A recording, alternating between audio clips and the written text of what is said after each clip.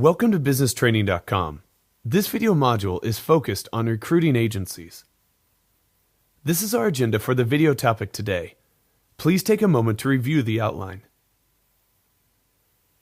Staffing agencies or recruiting agencies assist companies with hiring temporary or permanent employees. It is a tool that employers may use to aid in the hiring process and offer a convenient option for companies to concentrate on operations instead of investing significant time and energy on the candidate sourcing and hiring process, if they cannot afford that time and energy. Recruiting agencies will work for companies to recruit individuals and examine resumes and qualifications before submitting the candidates to the hiring company for review and approval. Recruiting agencies are an alternative to in-house recruiting, where companies use their human resources departments, frontline hiring managers, and recruitment personnel to handle the targeted functions and populations during the recruitment process.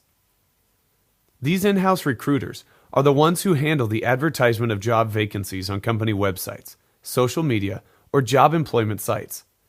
They also coordinate internal employee referrals or work with external associations to find candidates. Traditional recruiting or staffing agencies are the most common external hiring agencies that most people will think of when considering staffing agencies. These hiring firms can be used for hiring permanent, contract, or temporary workers. Temp agencies are one of the most used firms. Candidates are interviewed and assessed before being hired onto the recruiting agency's books as potential candidates, rather than being hired directly into the company. The recruiting consultants then work with the client to match their pool of candidates against the open positions of the client. Any suitable candidates that match up with the vacant positions in the company are then put on a short list or interview list with the company and then put forward for an interview with the potential employers on either a contract or direct basis. There are a few different ways a recruiting agency can be paid by the hiring company. Typically, these agencies will be paid on a contingency fee when a recommended candidate accepts a job with the client company. Most often, this is between 20% and 30% of the candidate's first year salary, although it could be considerably lower, seen sometimes as low as 12%. The fee percentage varies between companies and the hiring agency, but they may often include a 30 to 90-day probationary period guarantee that states a new hire must complete a probationary period and remain with the company beyond that time to ensure payment to the staffing agency. The agency can also be paid on an advance payment that serves as a retainer or work-for-hire contract that is non-refundable and paid depending on the outcomes and successes of the recruiting agency in finding a successful candidate. Typically, this form of payment is generally reserved for high-level executive or headhunter payments, as the fee is much more costly, but the candidate is much more difficult to hire or recruit. It will almost never be seen for a general vacant position hire. For example, the company may pay 50% of the fee up front to the recruiting agency, of which is non-refundable, and then may pay 20% after a 60-day probationary period, and then the remaining 30% when the candidate remains with the company after 90 days. Agencies may also be paid hourly compensation or a pre-negotiated fee when related to temporary workers or projects. This pre-negotiated fee is paid to the agency on top of the wage paid to the temp worker, which is considered a third-party consultant for services. Oftentimes, contracts may allow a consultant to transition to full-time status on completion of a certain number of hours, but there is often a conversion fee paid to the recruiting agency. Headhunters, as they are often referred to as, are third-party recruiters who seek out candidates when normal recruitments have failed. They are generally considered more aggressive than in-house recruiting and even staffing agencies. Often they have pre-existing industry experience and contacts.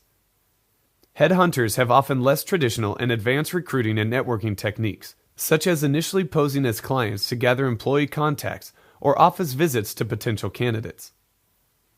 They may purchase lists of names or job titles from a company or generate it themselves, and may arrange a formal meeting or interview between the client company and the candidate, and assist the candidate in preparing for the interview, negotiating a salary, and conducting closure to the search for a candidate for vacant positions. Headhunters are usually members in good standing of industry trade groups and associations, and will attend trade shows and other meetings nationally or even internationally that may be attended by potential candidates and hiring managers. Most headhunter organizations are small operations of a handful of people or even just a single person that will make high margins on candidate hires, sometimes more than the average payment received by a staffing agency. They could even earn higher than 30% of the new hire's first year salary. Due to their higher cost, headhunters are generally reserved for filling senior or high-level management and executive roles, or for finding very specialized individuals. Because of this high cost, they are more beneficial to a company when it is best to use headhunters to recruit on a one-by-one basis, such as in a field where there are limited professionals, such as cancer research scientists, for say. Headhunters will network and cultivate relationships with various companies, maintain large databases, and purchase company directories and candidate lists, and even cold call prospective clients. There is also specialized or niche recruiters that are similar to headhunters, but they work to seek staff in very narrow specialties. They focus on the specific niche or focus rather than a group of individuals like high-level management or executives. For example, they may focus on the space development industry or a specific sector of business operations. Their unique focus can offer more jobs to their specific niche or demographic, which in turn attracts more specialized candidates from that demographic over time as they become known for their focus. This will allow them to build a very large database or network. Niche recruiters are paid very similarly to headhunters. Another alternative recruiting program that can be used by companies, usually in conjunction with in-house recruiting, is that of employee referral programs. Companies often use these where budgets are lower and cannot afford an outside recruiting agency. Employees will recommend people for vacancies, and if those recommendations result in a successful hire, the employee can receive a cash bonus or gift bonus, such as extra vacation days or an iPad, for example. Generally, employee referral programs are very successful for multiple reasons. The referring employee would not want to jeopardize their reputation or employment by recommending a non-ideal candidate, and also has an incentive bonus to get them excited to refer someone they know.